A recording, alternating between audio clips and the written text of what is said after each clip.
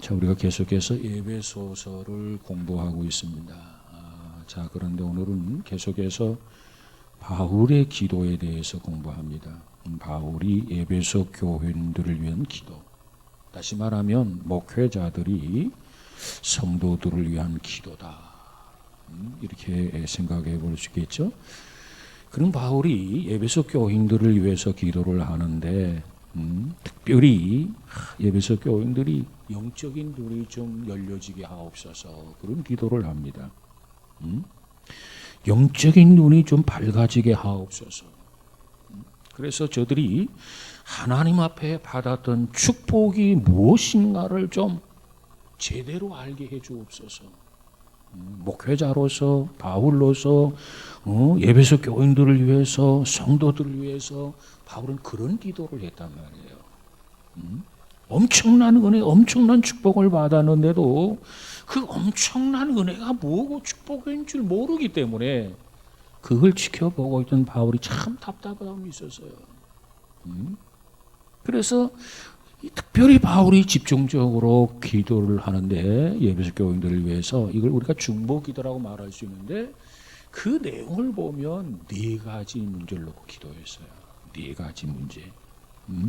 그래서 우리가 지난 시간에 잠깐 언급했지만은 다시 복습하는 차원에서 보면 첫 번째 기도의 내용이 뭐냐면은, 하나님 저들에게 지혜를 주셔서 계시의 정신을 주셔서 하나님 앞에 알게 해 주십시오.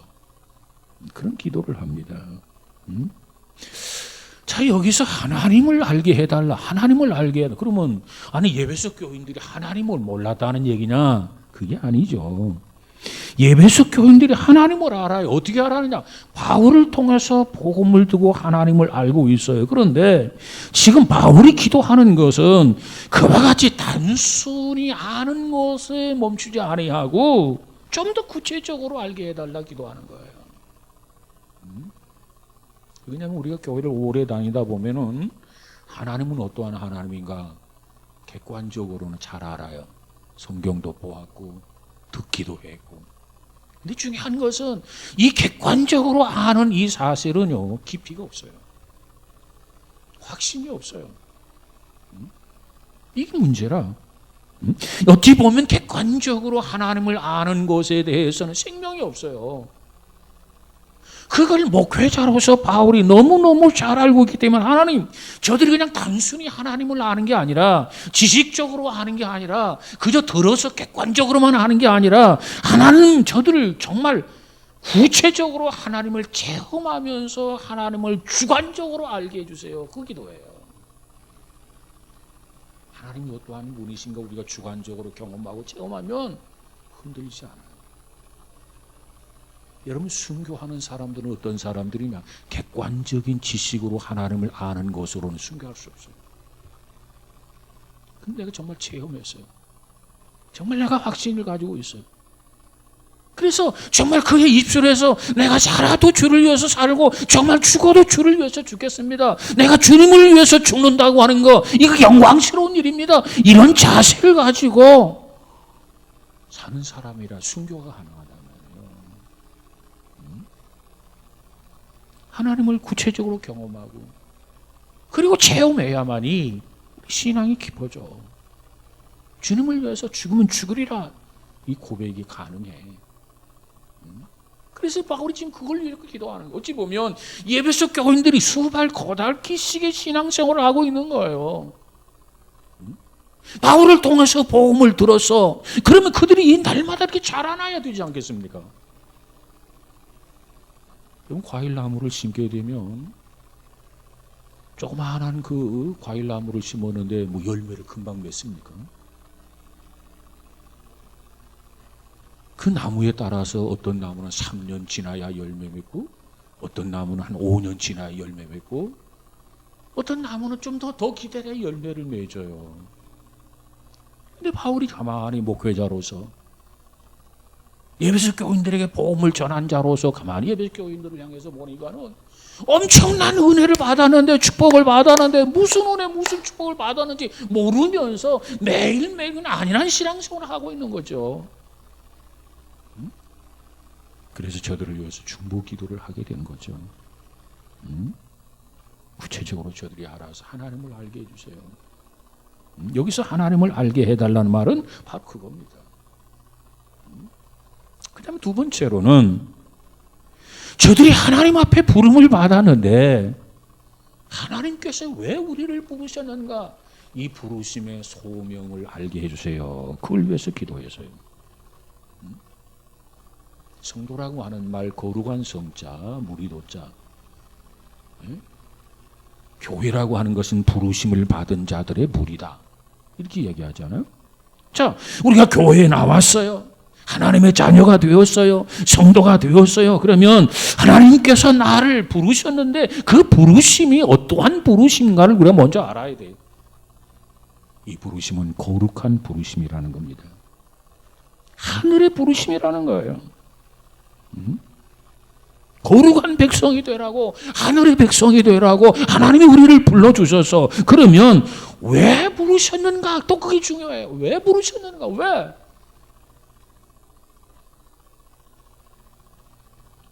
마태복음에 가보면 11장에 수고하고 무거운 짐진 자들을 다 내게로 오라. 무거운 짐진 자들을 다 부르셨단 말이에요. 아니, 무거워서 허덕이고 있는 자들, 비틀비틀거리고 있는 자들, 쓰러지기 직전에 있는 자들, 그들을 향해서 주님께서 야, 수고하고 무거운 짐진 자들아 다 내게로 오라 이렇게 불러주셨어요. 왜 부르셨습니까? 이유가 있어요. 우리에게 안식을 주시기 위해서, 우리에게 쉼을 주시기 위해서. 왜? 내가 너희를 쉬게 하리라. 그래서 우리를 부르셨단 말이에요. 여러분, 주일이면 성전에 나와서 예배를 드리고 그 예배에 그치면 안 돼요. 정말 예배 드리면서 주께서 주시는 쉼을 경험하는 우리 모두가 되어지기를 주님의 이름으로 축복합니다. 왜 부르셨느냐? 죄사함을 주시려고 부르셨어요. 왜 부르셨느냐? 영생 복락을 주시려고 부르셨어요. 그리고 참 안식을 주시려고, 참 쉼을 주시려고 우리를 부르셨다는 겁니다.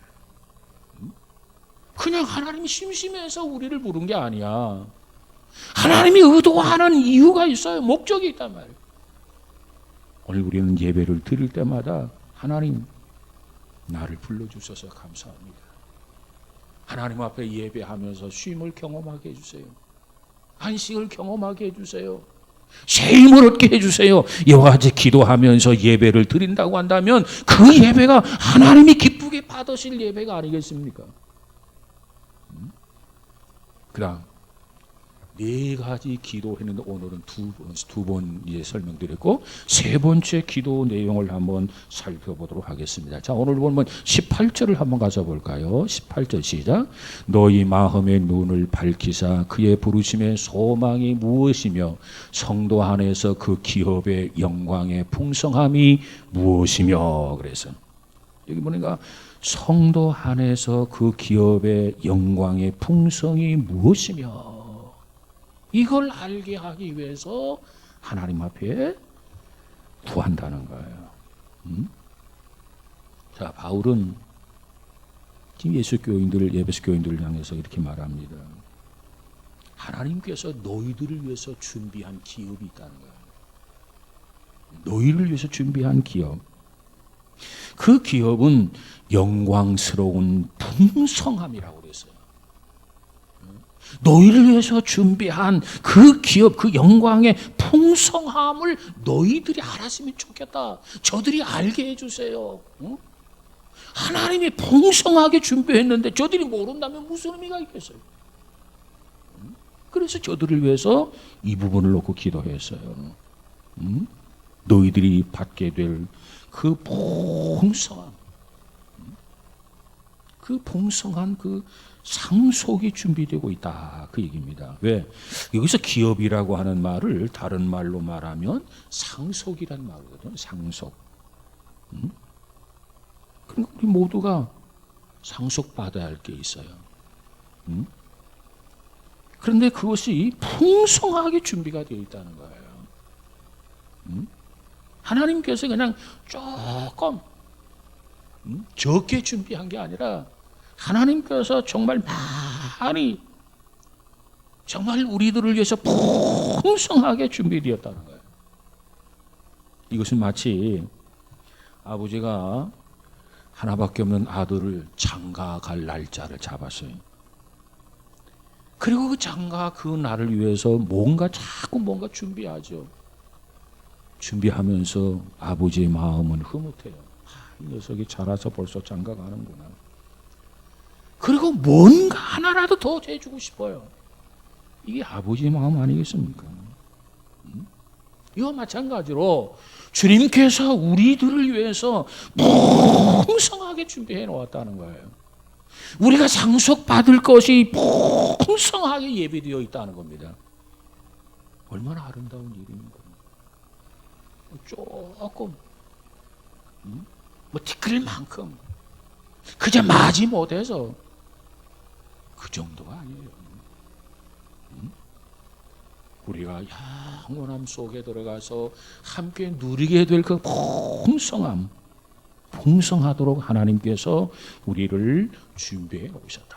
그러면 우리를 위해서 준비해 놓은 게 뭡니까? 구체적으로 첫째로는 완전한 몸이라는 거죠. 완전한 몸. 성경은 뭐라고 말합니까?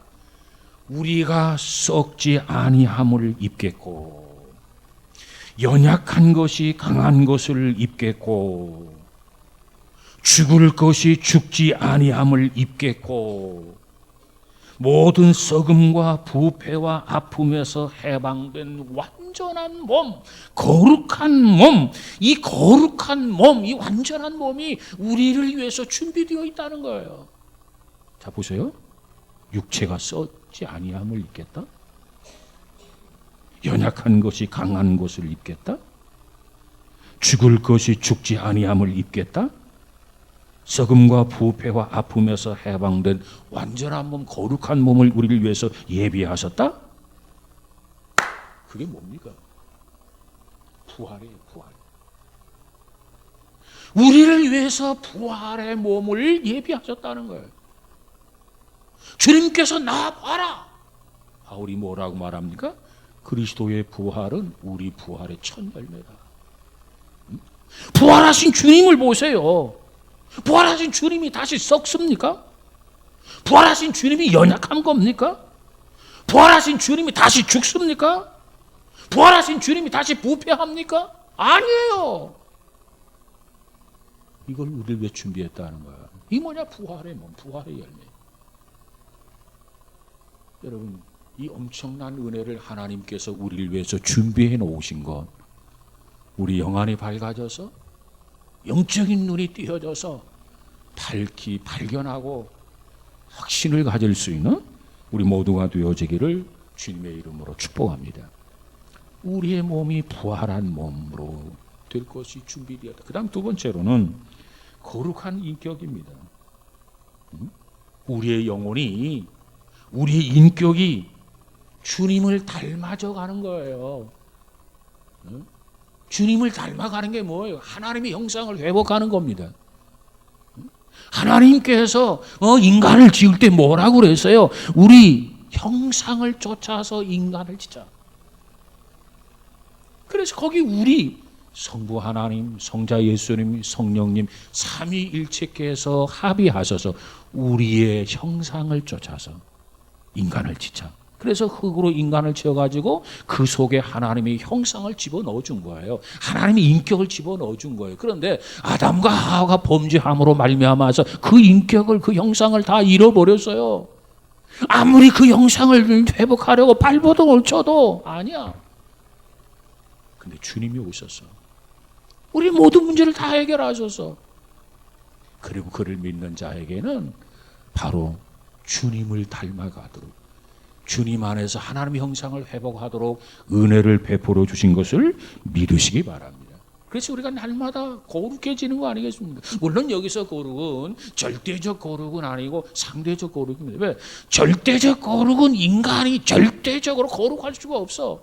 하나님이 우리에게 요구하는 것은 내가 거룩하니 너희도 거룩하라 이렇게 말씀하셨지만 그렇다고 해서 하나님처럼 우리 인간이 될 수는 없어요. 다만 하나님, 나도 하나님 형상을 회복하기, 왜? 하나님 형상이 하나님의 인격이니까 하나님 형상을 회복하기 원합니다. 주님을 닮아가기 원합니다. 바울처럼 자신을 쳐서 복종시키며 때로는 자기 자신을 죽이면서 이렇게 달라지고 이렇게 변화되고, 그러면 어제보다 오늘, 오늘보다 내일, 금년보다 내년, 젊었을 때보다 작년 때보다 노년 더 인격이 달라지고 더 변화되도록 거룩한 인격을 우리를 위해서 준비해 주신 것을 믿으시기를 바랍니다. 그 다음에 세 번째로는 놀라운 상급이 준비되어 있다는 거예요. 상급. 우리가 잘 아는 요한복음 14장에 가서 보면은 나는 길이요 진리요 생명이라 이렇게 말씀하시면서 뭐라고 말씀합니까? 자, 우리 한번 보고 넘어가십시다. 요한복음 14장 1절에서 3절 한번 같이 읽어보죠.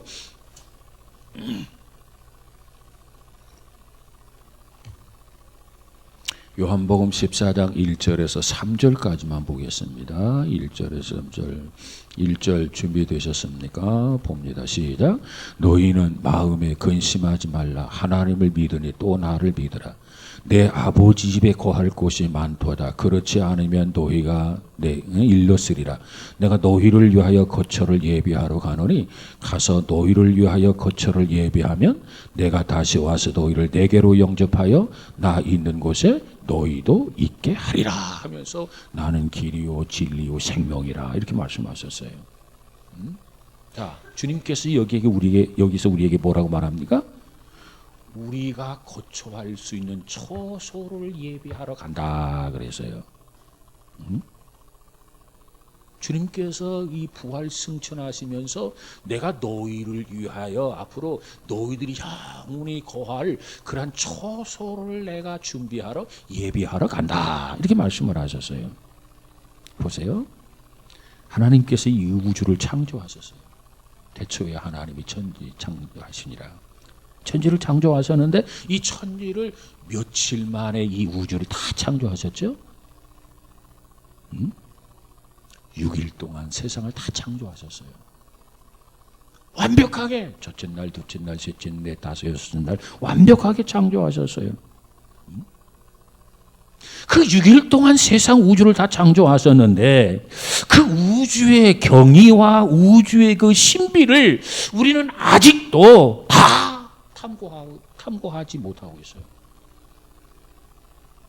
하나님이 6일 동안 만드신 것을 인류는 지금도 다 뭐가 뭔지 다 탐구하지 못하고 있단 말이에요. 아직도 조금 그 일부분을 놓고 아직도 구워가지고 탐구한다고 하는 것이 과학이 아니겠습니까? 그런데 주님께서 우리 곁을 떠나시면서 내가 너희를 위해서 처소를 예비하러 간다. 그러면 승천하시고 그때부터 주님께서는 우리들을 위해서 뭔가 우리들에게 필요한 처소를 준비하고 계신다고 하는 건데, 그러면 그때가 지금까지 계산해 본다면 약 한 2000년이라고 가정을 해보십시다. 6일 만에 온 세상을 지으신 그 하나님, 그 신비와 경의를 우리가 다 찾아내지 못하고 있는데 2000년 동안 하나님이 우리를 위해서 예비하셨다, 준비하셨다, 이 엄청난 사건을 우리는 어떻게 받아들여야 되겠는가?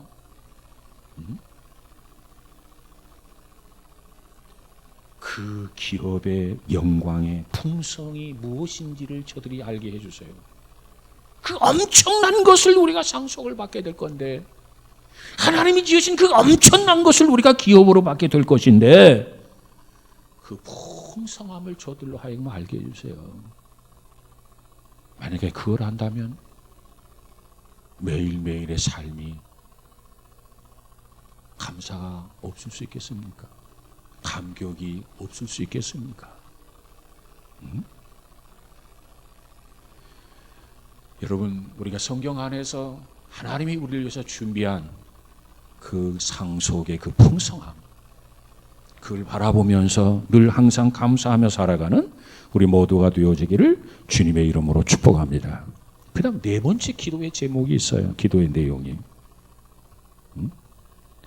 그 오늘 본문 19절을 한번 같이 볼까요? 자, 다시 에베소 1장 19절입니다. 1장 19절 시작. 그의 힘의 위력으로 역사하심을 따라 믿는 우리에게 베푸신 능력의 지극히 크심이 어떠한 것을 너희로 알게 하시기를 구하노라.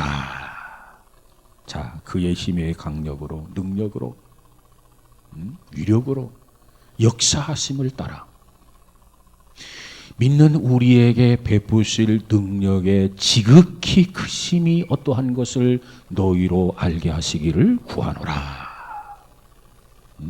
자, 여기 보니까 강력한 단어들이 계속 나와요. 그리고 여기서 주목해야 할 것은 우리에게 이렇게 베풀어 주는 것이 아니라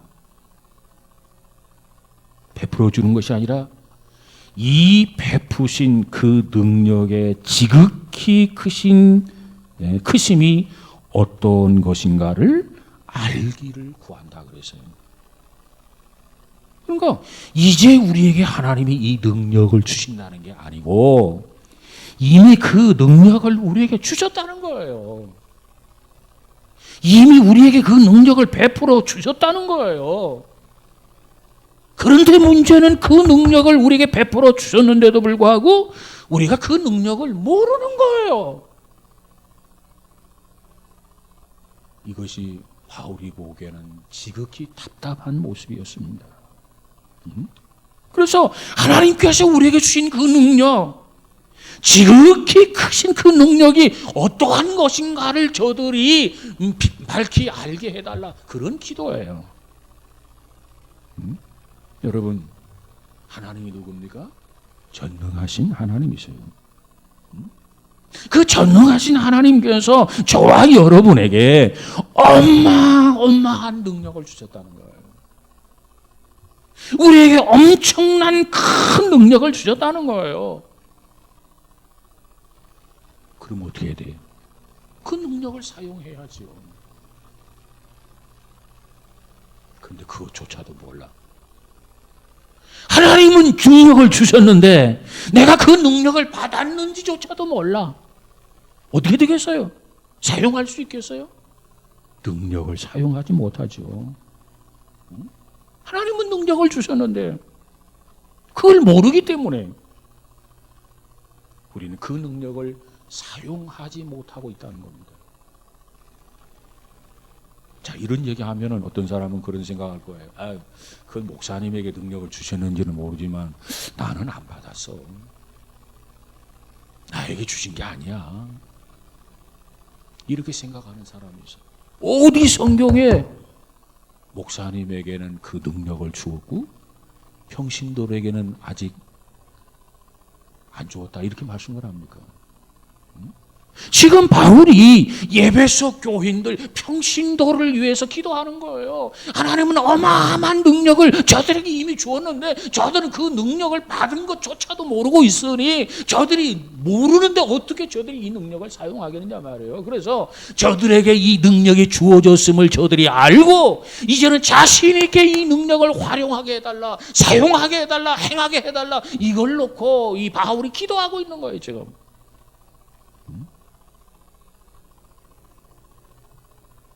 그러면 우리에게 언제 이 능력을 주신 겁니까?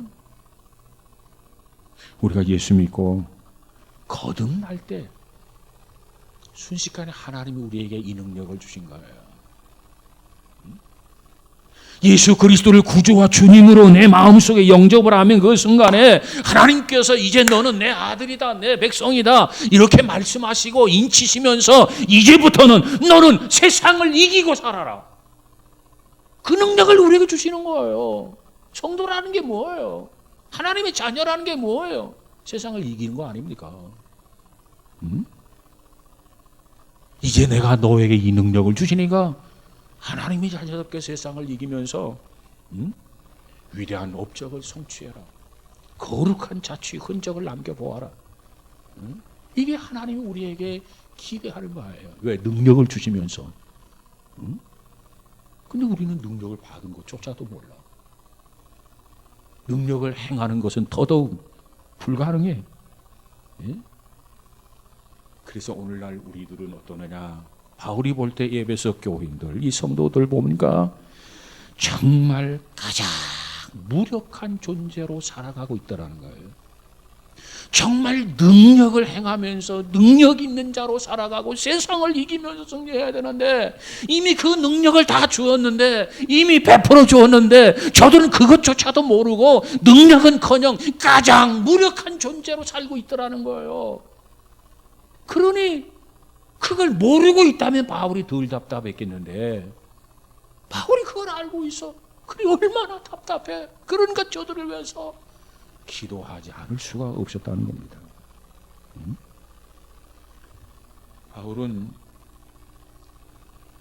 바울의 모습을 보면 바울은 선교사요, 신학자요, 목회자요, 전도자요, 다방면에 완벽한 사람이에요. 그는 주의 능력을 힘입어서 가는 곳마다 복음을 전하고 고난과 싸우고 어떠한 상황 속에서든지 바울은 복음을 전하면서 위대한 삶, 위대한 일, 위대한 사역을 담당한 것이 바로 사도 바울입니다. 그래서 우리도 찬양할 때 그러잖아요. 바울처럼 살 수 없을까? 왜? 우리 모두가 흠모하는 그런 존경의 인물이란 말이에요. 자, 그런데 아니 바울 자신은 여러같이 가는 곳마다 교회를 세우고 복음을 전하고 그러는데 아니 나에게도 이 능력을 주셨고 바울이 볼 때는 에베소 교인들에게 이미 이 능력을 주었는데 이 에베소 교인들은 어마어마한 능력을 받았음에도 불구하고 가장 미련하게 무력한 존재로 살아가고 있는 이 모습을 볼 때 너무너무 답답한 거예요. 하나님 저들에게도 나처럼 능력이 주어졌음을 알게 해주세요. 그리고 그 능력을 사용하게 해주세요. 활용하게 해주세요. 열정을 가지게 해주세요. 이것이 바울이 기도하는 내용이었습니다. 특별히 바울이 기도한 내용 중에서도 이 하나님의 능력 부분에 대해서 좀 살펴보려고 합니다. 여러분, 하나님께서는 바울에게도 능력을 주셨고 에베소 교인들에게도 똑같이 구주와 주님으로 영접할 때 똑같이 능력을 주셨어요. 그리고 또 복음 안에서 거듭나 있는 저와 여러분 우리 모두를 위해서도 이 능력을 주셨어요. 그렇다면 하나님께서 저와 여러분에게 주었던 이 능력이라고 하는 것 어떤 능력일까요? 어마어마한 능력이 주었다고 그러는데 그 어마어마한 능력이라는 게 도대체 어떠한 능력일까요? 자, 오늘 본문 20절에서 22절을 한번 가서 보십시다. 20절 같이 봅니다. 시작. 그의 능력이 그리스도 안에서 역사하사 죽은 자들 가운데서 다시 살리시고 하늘에서 자기의 오른편에 앉히사 모든 통치와 권세와 능력과 주권과 이 세상뿐 아니라 오는 세상에 일컫는 모든 이름 위에 뛰어나게 하시고 또 만물을 그 발 아래 복종하게 하시고 그를 만물 위에 교회의 머리로 삼으셨느니라. 교회는 그의 몸이니 만물 안에서 만물을 충만하게 하시는 이의 충만함이니라. 그랬어요. 자, 여기에 보니까 그 능력이 어떠한 능력인지, 우리에게 주신 능력이 어떠한 능력인지를 여기서 설명해 주고 있어요. 그 능력은 본래 그리스도 안에서 역사하는 능력입니다. 그런데 우리가 그리스도를 구주와 주님으로 내 마음에 모셨어요. 그러니까 그리스도 안에서 역사하던 그 능력이 주님을 내가 구주와 주님으로 영접하니까 그 능력이 주님과 더불어 내 안에 주어졌다는 거예요.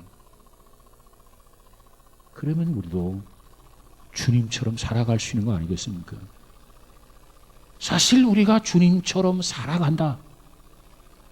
살아가야 한다. 그래서 우리를 그리스도인이라고 하는 거예요. 그리스도인이란 그 뜻이 뭐예요? 그리스도가 내 안에 있다는 겁니다. 내가 그리스도 안에 있다는 거예요. 그러면 그리스도 안에 있는 능력이 내 안에 들어온다고 한다면 그리스도와 더불어서 그 능력이 내 안에 있는 거예요. 내 안에 있는 거. 그러면 주께서 사신 것처럼 우리도 살 수 있는 거고, 주께서 승리한 것처럼 우리도 승리할 수 있는 거예요. 주께서 하나님 앞에 내 뜻대로 마옵시고 아버지 뜻대로 하옵소서 하며 영광을 돌린 것처럼 우리도 하나님 앞에 영광을 돌릴 수 있다, 그 말이에요. 에베소 교인들에게 그걸 기대하고 있는 겁니다. 그런데 저들은 그런 삶을 살고 있지를 못하는 거예요. 그리스도 안에 있는 능력이 저들 안에서 이제 역사를 해야 되는데,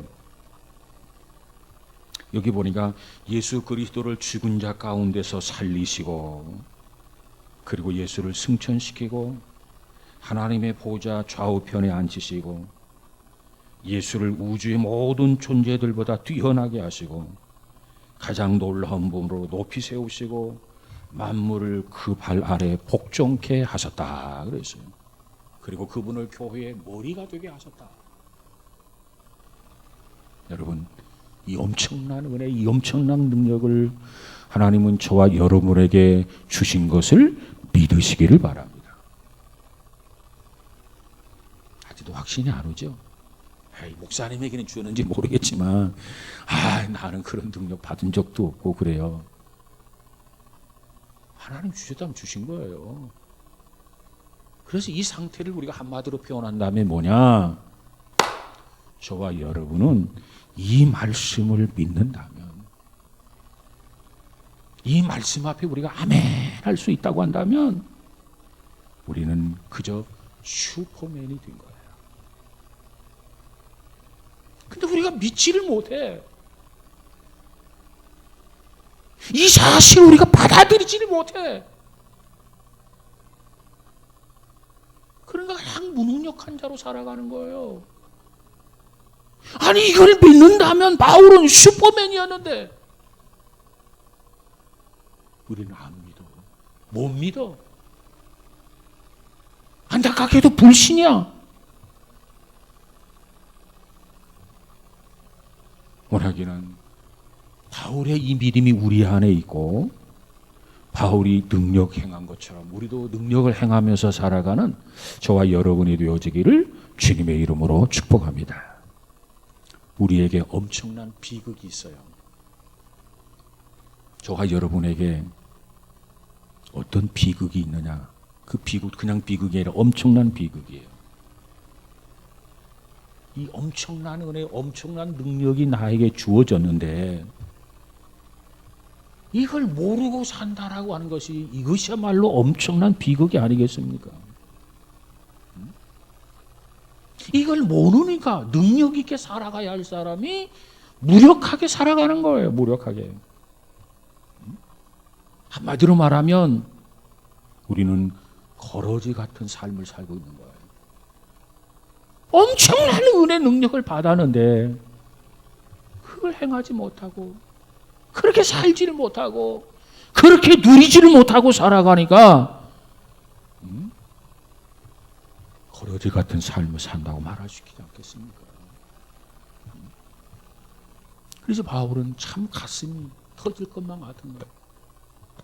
답답해서 견딜 수 없는 거예요. 왜? 바울의 양떼이기 때문에. 목자의 심정을 가지고 괴로운 거예요. 그래서 저들을 위해서 이와 같이 기도하고 있는 겁니다. 예를 들어 보십시다. 세계의 모든 부자들의 대명사였던 록펠러라는 사람이 있었어요. 록펠러. 아마 여러분도 잘 알 겁니다.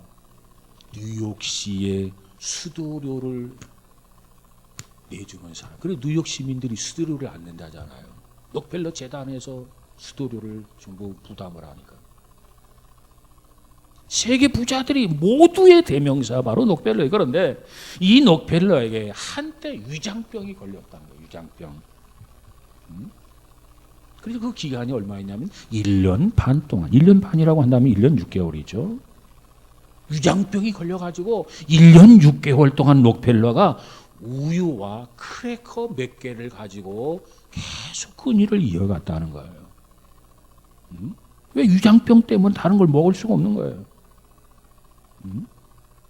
이 세계에서 가장 부자가 정말 세계 최고의 재벌이 날마다 한우 고기를 먹어도 부족함이 없을 텐데 그냥 우유 한 컵에다가 크래커 몇 조각 가지고 그저 끈이를 이렇게 때우고 살았다는 겁니다. 무슨 얘기입니까? 여러분, 우리는 있는 만큼 사용할 줄 알아야 돼요.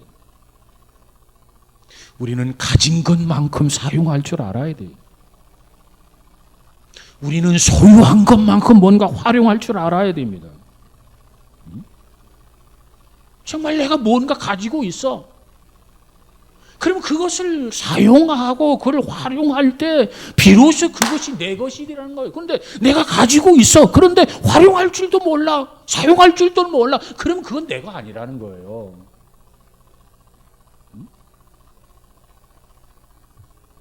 여러분, 저와 여러분은 그리고 예배소 교인들처럼 혹시 위장병에 걸려있는 록페얼로 같은 그런 사람이 아닌가 한번 살펴보시기 바랍니다. 돈이 엄청나게 많아. 재벌 중에 재벌이야. 최고의 부호야. 그런데 우유 한 컵과 크래커 몇 조각으로 끈이를 이어가고 있는 이런 상태는 아닌가요? 우리 하나님께서 엄청난 것을 우리에게 주셨어요. 위대한 것을 우리에게 주셨어요. 그런데 그 엄청난 것, 그 위대한 것을 가지고 활용하고 누려야 되는데 그러지 못하고 그 중에 겨우 우유 한 컵이나 크래커만 꺼내 먹으면서 이것으로 줬사오니 그러면서 살고 있는 우리는 아닌가? 자기 자신을 한번 되돌아보시길 바랍니다. 여러분, 우리는 우리 안에 있는 잠재력을 한번 보시기 바랍니다. 하나님은 나에게 엄청난 은혜 주셨다니까. 엄청난 능력을 주셨다니까. 이제 이것을 활용할 수 있기를 바랍니다. 그래서 이 은혜를 주면서 이 능력을 주면서 하나님이 우리에게 당부하는 게 있어요. 어둠과 싸워서 마귀를 대적해서 그저 거룩한 삶을 살아야 된다. 그리고 가는 곳마다 이 복음을 전해야 된다. 그래서 많은 사람 한 사람이라도 더 영혼을 구원시켜야 된다. 그러기 위해서는 땅끝까지 이르러서 두 발로 걸어가가지고 이 복음을 전하라. 그러면서 거기에 당부하는 말씀, 미친 듯이 이 복음을 전하라. 그래서 바울이 우리를 향해서 말하잖아요. 나처럼 미치기라 미쳐라. 오직 성령이 너에게 임하시면 너희가 권능을 받고 예루살렘 온 유대와 사마리아와 땅끝까지 이뤄서 내 증인이 되라. 하나님은 공수표 남발하시는 하나님이 아니에요. 이 위대한 능력은 내 눈에 보이지 아니하고 내 손에 잡히지 않지만 이미 우리 안에 있어요. 그 능력을 꺼내어서 활용할 수 있기를 바랍니다. 왜 그 능력이 초대교회 성도들에게도 있었고 우리 안에 있는데 왜 삶은 초대교회 성도들과 우리의 삶이 이렇게 같아야 되는데 다르냐 그 말이에요. 왜 다릅니까? 그들은 그들 안에 있는 이 능력을 활용했기 때문이고 우리는 우리 안에 있는 능력을 활용하지 않기 때문에 초대교회 성도들과 오늘 우리의 삶이 달라요. 같지 않단 말이에요. 이 문제라. 여러분 12 제자들을 보세요. 사실 12 제자들을 놓고 보면 그 중에 대단한 사람이 있습니까? 한마디로 말하면 다 그렇고 그런 사람들이 12 제자들이었어요. 그런데 그들이 이 전 세계를 뒤집어 놓았어요. 아니 무슨 하버드 출신도 아니고 말이지. 그렇고 그런 사람들이었는데 아니 그들이 어떻게 이 세계를 이와 같이 뒤집어 놓을 수가 있었을까?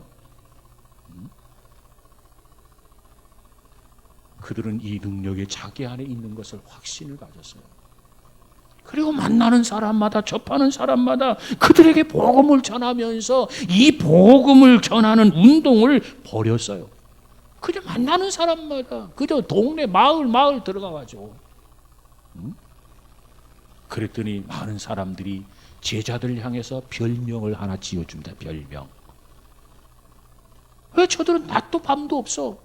만나는 사람마다 접하는 사람마다 마을에 들어가면서 이 복음을 힘있게 열심으로 전하고 있단 말이에요. 그 모습을 지켜보면서 좋은 별명을 하나 붙여주게 되는데 그 별명이 뭡니까? 저들은 천하를 어지럽히는 사람들이라면서. 그들에게 복음을 전하면서 잔잔한 이 바다에 파문을 일으키는 거죠. 마을마다 뒤집어 놓는 거예요. 그러다 보니까 많은 사람들이 볼 때 야 저들은 천하를 어지럽히는 사람들이다 이렇게 별명을 붙여주었던 겁니다. 여러분 천하를 어지럽히는 사람들이 이 별명 어떻게 생각하십니까? 부끄러운 별명입니까? 아니요, 참으로 아름다운 별명입니다. 그 당시에 그들은 문자 그대로 세계를 뒤집어 놓았어요. 이것이 주께서 원하시는 삶이에요. 우리에게 기대하는 삶이란 말이에요. 여러분, 이제부터는 하나님 나에게 능력을 주옵소서 이런 기도보다는 하나님이 주신 능력을 100분 활용하게 해주세요. 능력을 행하게 해주세요. 이렇게 기도할 수 있기 바랍니다.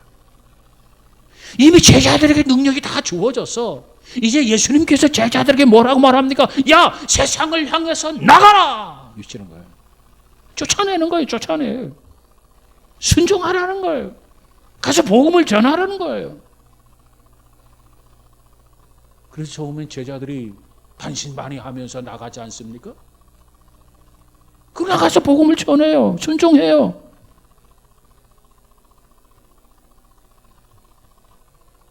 자, 우리 성경 한 구절 찾아보고 마치도록 할게요. 마태복음 10장을 한번 가서 보십시다.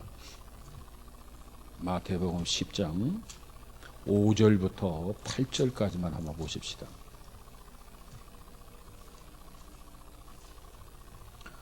마태복음 10장 5절에서 8절까지만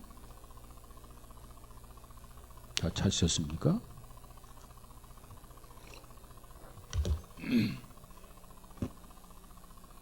자, 5절 봅니다. 시작.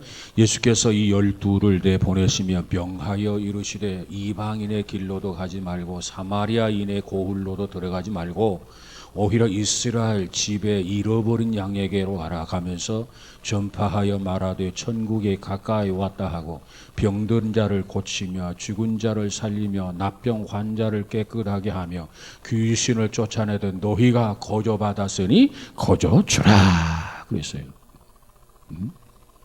이 능력을 다 이미 주었어요.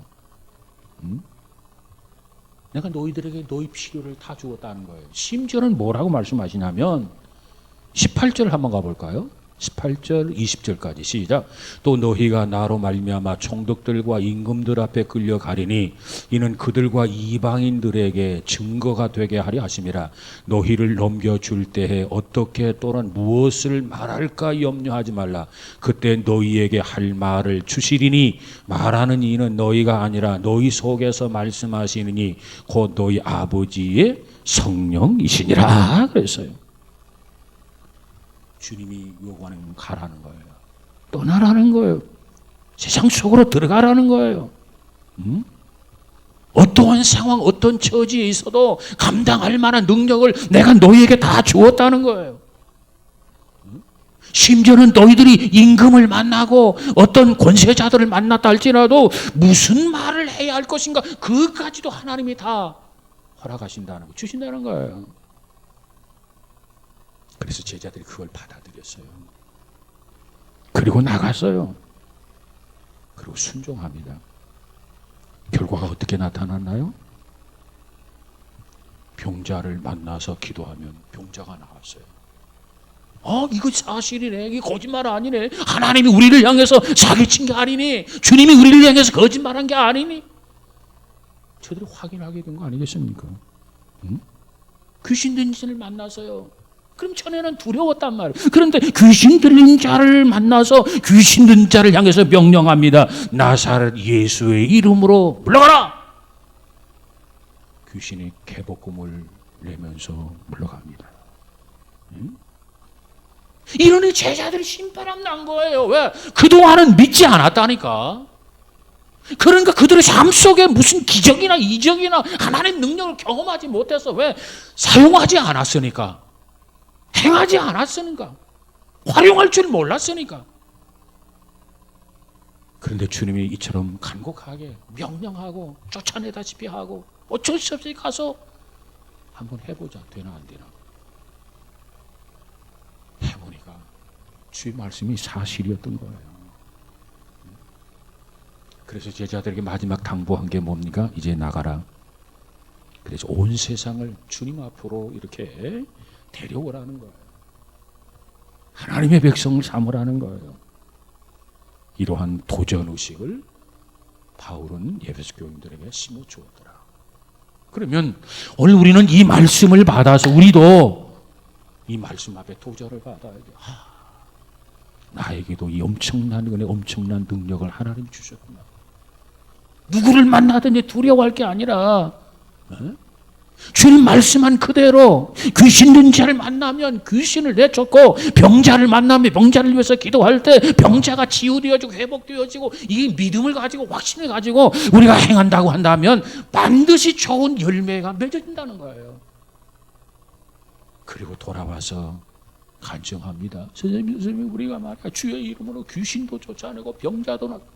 근데 주님께서 그저 빙긋이 웃으면서 하는 말이 있어요. 얘들아, 귀신이 쫓겨나간 게 그렇게 대단한 거냐? 그거 별거 아니야. 병자가 치유되어지고 회복된 거 그거 대단한 거냐? 그거 별거 아니야. 그것보다 더 중요한 게 있다. 너의 이름이 하늘에 기록된 걸 기뻐해라. 여러분, 우리가 주의 일에 힘쓸 때, 주님이 주신 능력을 믿음으로 행동하고 실천할 때, 우리가 체험해 갈 때, 우리의 이름이 하늘의 책에 기록되어지는 것을 믿으시기 바랍니다. 그저 평범한 신앙이 되지 마세요. 믿는 건지 안 믿는 건지, 신앙이 있는 건지 없는 건지, 그렇게 신앙생활 하지 말라고요. 아무쪼록 우리 모두에게 이와 같은 믿음을 가지고 하나님 나라를 경험하면서 확신 속에 살아갈 수 있는 저와 여러분이 되시기를 주님의 이름으로 축복합니다. 기도하십시다. 주일원금 최강진 집사님, 이양희 집사님 드렸고요. 또 감사헌금, 결혼 감사헌금 최강진 집사님 드렸습니다. 기도하십시다. 거룩하신 하나님 감사합니다. 특별히 오늘 거룩한 성의를 주시고 우리로 하여금 하나님의 음성을 듣게 하시니 감사합니다.